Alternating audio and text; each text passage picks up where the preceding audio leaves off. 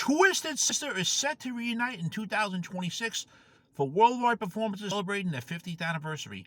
This is the Rock and Roll Weatherman. My name is Sean Morrison, and originally they announced retirement in 2016 with the 40 and Fuck It tour, and this was followed after AJ Pero passed away. Tragically, he was performing with the other band he was in at the time, which I forgot the name of, the last name. I believe it was something, but he died. I believe he passed away of a heart attack at the time, and now apparently you're gonna have Twisted Sister returning in 2026, like I said, for worldwide performances celebrating their 50th anniversary. Mr. Morrison, has been getting annoyed about bands announcing retirement and then coming back. Fans go and be like, okay, I won't be able to see this anymore. Blah blah blah blah. I'll spend money on tickets. All this shit.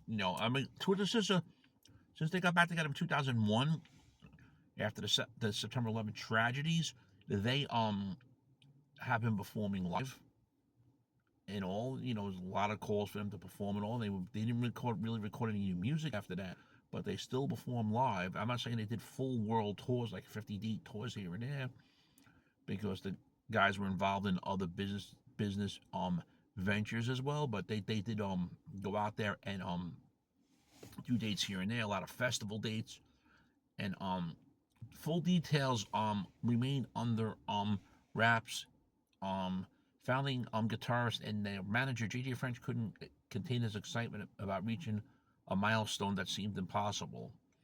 He went on to say that beginning on February 2nd of 1986, in a little bar called the Turtleneck in Hunter Mountain, New York, Dee Snider, Eddie Vedder, and himself have called themselves Twisted Sister and stood together shoulder to shoulder for 5 decades through multiple personal changes and thousands of performances. We are proud to celebrate a milestone that once left an unthinkable 50-year anniversary. We have created a music and performance legacy that will continue, that has and will continue to inspire millions of fans around the world. Twisted Sister forever Twisted. Guitarist Eddie Vedder added to say 50 years on, and Twisted Sister is still the soundtrack for every rebel with a reason to turn it up. But it was from Dee Snider who really cranked the volume to 11 with his typical unfortunate announcement saying, if you're lucky enough to be in a band that people still want to see after 50 years, how can you not answer the call? And in 2026, Twisted fucking Sister will be hitting the stages because we still want to rock. Now, I'm going to get to now who's playing drums.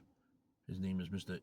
You might have heard the name Joey Seven Franco. He's most noted for being on the Love Is for Suckers album, which was accredited as a Twisted Sister album, but was really a Dee Snider solo album. And who knows how many songs they will do from that album. They usually do Wake Up the Sleeping Giant if you go back to old videos. Also, there's no Mark Mendoza. And now you're going to be like, okay, now we don't have Mark Mendoza, so some other guy is playing bass, and I'm trying to remember his name. I did read it over here, and I forgot where the fuck I put it, but, either way, no Mark Mendoza, so it's like, it's like you're getting 3 guys from the classic lineup. Unfortunately, AJ Pero passed away. More than likely, I think he would, if he was able to still do it, he would do it. But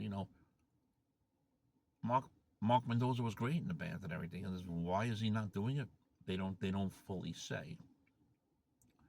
Friends, if you're not subscribed to the Sean Morrison YouTube channel, please do so. Everyone else has to subscribe. We thank you very much for your continued love, honor, and support. It is greatly appreciated.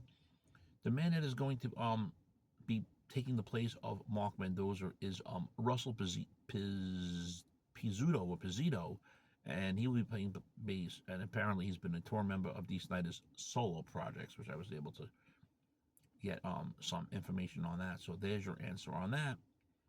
So in 2026, Twisted Sister is going to be reunited for a worldwide performance celebrating their 50th anniversary.